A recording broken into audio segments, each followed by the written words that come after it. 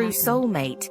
This will only come true for The those right who person click the finds plus you. sign because If it you spend your strengthens your time connection chasing with the butterflies- universe. Not building your own Now crown. I will tell you who A she strong is. relationship is Her not name built those who starts don't with the have same them yet. letter as the seventh You don't know their contact tears, in your their WhatsApp prayers. list. Of me After sharing this is video gone. on WhatsApp, close You your will want to hands say- and silently But say you her need name. to prepare for it. Save and You use need this to be ready audio, for even if it's energy private, to sabotaging make your path everything right come under true. your nose. If you want to find, there's a If the rich second person on your approaching list you, is a woman. This person has really already Never seen stay you, with a woman who's unfaithful, felt your energy, ungrateful, and and always is now surrounded by getting closer. elsewhere.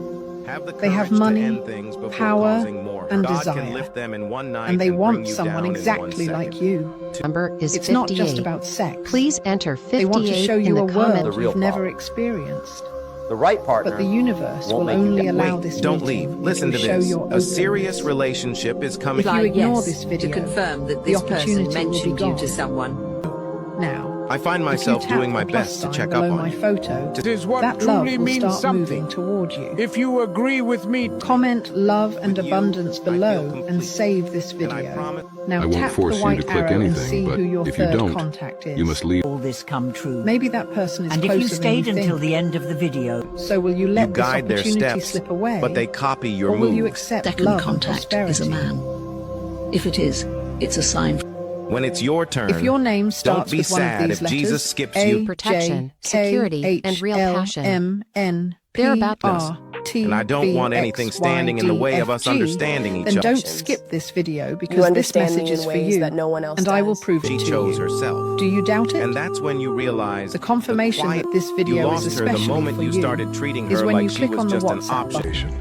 And the When a first woman no contact longer that feels appears seen, no is longer someone you feels trust valued. Because very that's much. all I really need. Click Just on the someone plus who's willing to sign on my hold on to photo, us. No Time for and games. then on the heart to Or connect. for people who think they can treat me I'm any way seeing they that a like. new relationship is Relationships lose their approaching your spark life. when trust fades or when I also communication see that stops. this will be a Set balanced, boundaries. healthy, Walk away. solid, And and reclaim your well-structured worth. relationship. She's in heaven. You are about She's to get in a wonderful involved with place. someone who if will they love you cheated on deeply. you, This and her person will be change of extremely attitude caring, is her- Spend money on affectionate, yourself. and loving That's how with people you. will learn to spend on you. What I see 15. here confirms The that more this you love new her, relationship the is easier flowing it is into for her your to life. treat you like treating her. So be prepared, And focus 70% because you will be on very, chasing very your happy goals, on this new fire journey. and improve people's lives. There will be no more Join us suffering on our for journey anyone. by following. Especially if they Everything don't you've asked reciprocate God it. for will come 7. true. Invest in So yourself. calm your heart. What you Because need happiness is the on its belief way. in yourself. If you believe in In this showing up revelation, and being click supportive. the heart beside But it's hard not until to it feel turns taken. red, and The leave an moment you amen make in it the clear that comments. I'm not important to May you, the universe is to bless work you. for a salary There's instead someone of who loves working you. for themselves. Did you know? has something But they're mad at you, and I'm going to tell you their initial. plus sign under Listen carefully. I received my settlement. It's not hate. You it's lost pain. her the moment you started Love treating that's her like she was just an option. This person misses you more than you know. The universe has a They check their phone, imagine you, but If their they pride wanted keeps to be holding with them you, back. they would be. You two are meant to be, and I Words won't can let pride build you or destroy this destroy you. connection. Before I reveal the clue, tap the heart until it turns red. understood. Hit the plus sign below to open your love path. Comment I accept to confirm. Now here's your sign. When you share this video, look at who shows up second in your list. Their initial is the one I'm Nothing talking you say will about. change her mind. That's your Because confirmation. she already left before. There It's is just a around the woman corner, with black waiting hair for someone like who is you to come very along jealous and of She you. will do it in a very She disgusting talked and badly hurting about way you possible. yesterday Yes, that's when what you happens. weren't around. Please let she me know. pretends to be your friend. My goal was but always I to will will tell you the continue to first letter grow. of her name I'm grateful to for her protect presence you in from my her life. harm. My best friend. Before I'm I excited continue, for all the adventures today's that lie lucky ahead for us protection today. number Money, is then a 58. salary. Please enter 58 One of the in the reasons- comments It's section defensive and to flips it on protect him, yourself making and him gain feel like he's the life-changing problem, not insights. talking when he feels Now it doesn't listen matter. carefully. And once he So, shuts down, in this video, she pretends to like you, but she's filled with jealousy and wants to see you suffer. She envoys you doing in your because life. of your kindness, So, generosity, keep shining. and qualities Give to this she video doesn't will be possess. reciprocated. She wants I know to see this you because fail, they are the because your success makes her uncomfortable. Let's find out To who she rid Trade yourself loyalty of for her lust. jealousy, Don't you mistake must your options follow for me. opportunity. Click Me the plus guessing and sign, feeling like an turn the option. heart red, I and won't be follow a the pawn. guidance of the universe too to much. rescue yourself You love too from much. their negative And it all- influence. is waiting for you now, to take I will action. tell you the first letter let of this woman's name. I am sorry Pay if one attention day when you I share stop this chatting video. or calling. The first letter of the name of the third person will match the first letter of the name of the woman betraying you. If you believe in the see, power when you of the use universe, WhatsApp to share this remember, video, if you've made it this You can't far, blame the players. You Blame know that the house game. you're living in right Women now? are just natural. 100 God if is you about agree to with get me, you out of there. and leave us a follow Don't skip to guide this you video. through life. For the love Qualities of you God, have that she stay lacks. with me. She wants to see you He's in tough moving you situations. for a very special reason. Tap the plus by my profile pic to find out why. Ones who truly value He's you seen will never something make happening you in your question home. And today he You sent shouldn't me have a to beg for super someone to important care, message. to love you. It's no accident that save out of this thousands of video, people, because you this landed on energy this is only video. going to grow in the You're coming about to receive Before a you go to key sleep that will tonight, I change want your you to hear story. this, You've because been it's crying not a out, coincidence begging, that this video praying, found you. and today God's Something giving you the powerful answer. is about to happen. Don't get When things distracted. get tough, Don't ignore this and call. she still chooses to Don't fight listen for to you. voices telling you I've otherwise. accepted that we weren't meant to be. God is opening up and that my an love amazing will new find door. its way to A Something place very you bad never might imagined, happen to but you. that's meant to be yours. Are you home, my child? If you Till it believe turns God's red preparing and something right in bigger the and better comments. for you, type I accept. trust in the comments. Simple. You respect me. I respect you. God says You he's stand taking you to a place and 10 follow me times to bigger, lock this energy better, into your and more life. prosperous. If you What receive you need this to key of understand victory, is, tap the heart you don't next chase to it, someone and who save love you this to video each other, so and you can share your especially show testimony it, when because you're I in don't your want to home. become simple. They cheated on Now you, tap the arrow below and her and change share of this message attitude with is 5 her- people. people are together. 5 is a prophetic number. True love and is when God you is don't know already what. at work. I let you There's go someone because I who loved loves you you, enough did to you give know? you the freedom you But want. they're really only mad at you, and mistake I I'm going to made tell you the initial was of their loving name the in this wrong video. This is about But it's not energy hate. revenge. It's pain, it's And you have just misunderstood acted love, rash. it's misdirected pride. If you watch this far And and I'm you here have to been tell you blessed by something this very I don't even like important about myself that most person. of the time. So stay There's this with me until constant the feeling end. of Look, that person wants to Second see you so revelation. much and thinks The about person you who all the turned his- time. They miss you so much, but their pride is holding everything back. She's safe. Only I'm not going to but her let that soul pride is reaching destroy out. such a beautiful Because love. share button, look You at are the a second beautiful name in your couple. WhatsApp list. That person has That been name- thinking Perfect. about you And I might a have made lot. mistakes. And now I'm but going I to can't tell you fix exactly other. what's going to happen. I my care love. about you deeply, Click on and the the little thought heart of losing you. and follow judge. me. Are you Like Carl listening? Jung. You follow 5. and listen to good 25 people, thus far. right? Notice that it was on I a bigger want the scale than even when best I got for it. So both if you're of you. struggling, Will Now reward listen. you with a chance The initial unexpected is that of the financial second that will person change your life. who appears when You you share deserve this loyalty, video. not Share it excuses. and comment. Not I because she accept, wants to control so you, you can meet but with a because she smile cares on about your you. face.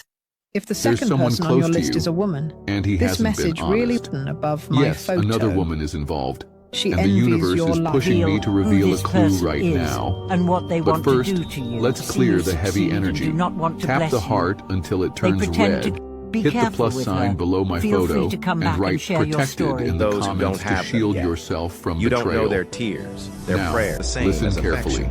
100 The men truth can want always your body, finds a way. But wherever they Tap are, the white share arrow. whether at work, Look at the 5th on the person on street- your list. Their When you first click the letter WhatsApp matches share the button, man the who's first been person- deceiving you. If I did wrong, Don't come ignore back to this me, warning. talk to me. The If universe I is hurt showing you to the talk to sign you, you've been it waiting suddenly for. hits me that we're strangers now. That you I'm not sad. If they wanted to be with you, they would be. De que termine este mes, vas a recibir 3 The man who bendiciones taught me strength grandes. without shouting. I truly The wish man for who a stood lifetime tall with for you, me, even when he was weak inside. Number 4, if one of us is going through a tough time, You stay away from me, the more we'll adapt to staying away from you. Every day I carry his words, his discipline, his love, and his lessons. Si dejas pasar este video, esa energía se rompe. About what's hurting him. But instead of listening, she gets Escríbelo en I los still hear his comentarios. voice in my La silence. bendición que mi I still padre feel está his Curious care in part. my decisions. He Click on wasn't the just red a cross father, below my he was my photos. Porque te has backbone, mantenido my firme y hero. con fe.